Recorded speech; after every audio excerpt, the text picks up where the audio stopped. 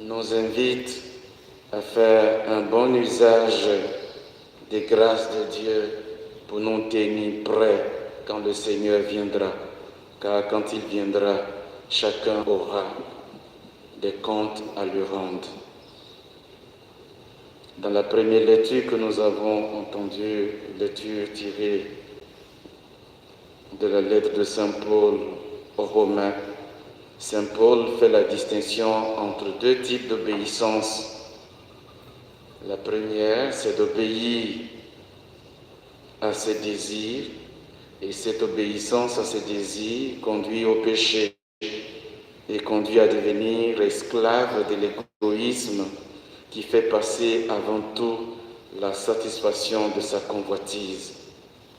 Et quand nous faisons cette expérience d'obéissance à nos désirs, surtout ces désirs qui vont contre la volonté, la sainte volonté de Dieu, nous nous rendons compte que c'est toujours nous que nous faisons passer en premier et non pas la volonté, la sainte volonté de Dieu.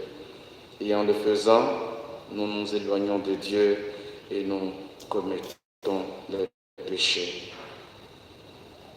Le deuxième type d'obéissance, c'est d'obéir à Dieu. Et dans ce type d'obéissance, nous avons à chercher à établir la justice et à trouver la libération de notre égoïsme et des péchés qu'il nous fait commettre. Et c'est par cette libération, par cette obéissance à Dieu qui rend capable la grâce du Christ, cette grâce qui nous libère. Et Saint Paul nous encourage à devenir donc non plus esclaves du péché, mais plutôt esclaves de cette grâce de Dieu, parce que c'est celle-là qui nous apporte la vraie libération.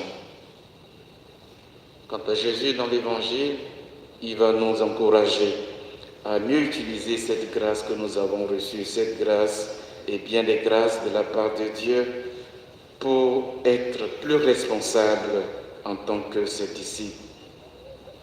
Frères et sœurs, nous sommes comblés et nous avons été comblés des diverses grâces de Dieu, surtout de la grâce de la lumière, de la grâce d'être libérés du péché.